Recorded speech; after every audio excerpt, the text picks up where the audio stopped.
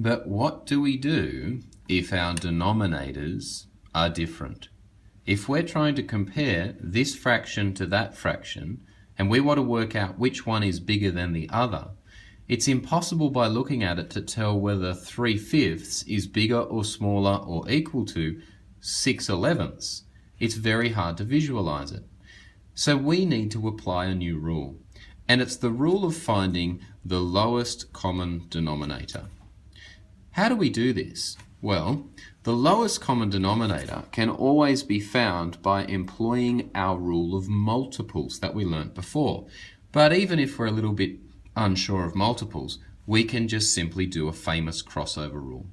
By saying we want to have a common denominator, and it may not even have to be the lowest, any denominator that is in both of these will do, to find that denominator we're saying I want to change this fraction and this fraction into an equivalent fraction, which therefore would have the same denominator for both. How do we do this? A very easy rule is to simply multiply through by both the denominators, but we have to cross multiply. In other words, we're going to change this fraction by multiplying it by this denominator.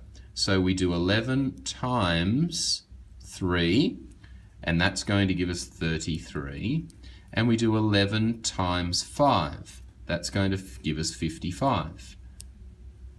See, 33 over 55, you can see, is just an equivalent fraction of 3 over 5. It's 11 times bigger, but it's still the same proportion of the whole. Now I can do the same to the other one. 5 times 6 is 30, and 5 times 11 is 55.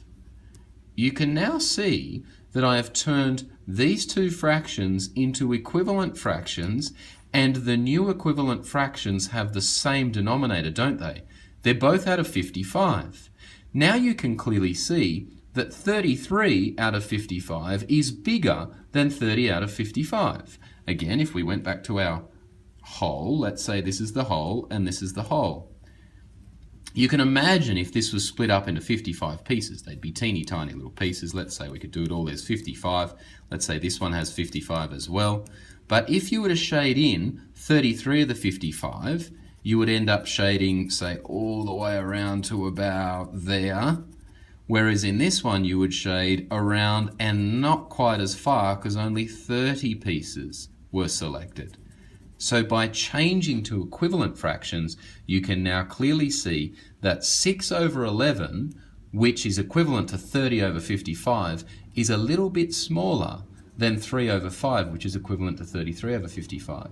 So we could now conclude that the smallest fraction is actually 6 over 11, even though it contains bigger numbers and looks like it might be the biggest one. So 6 over 11 is the smallest fraction of these two.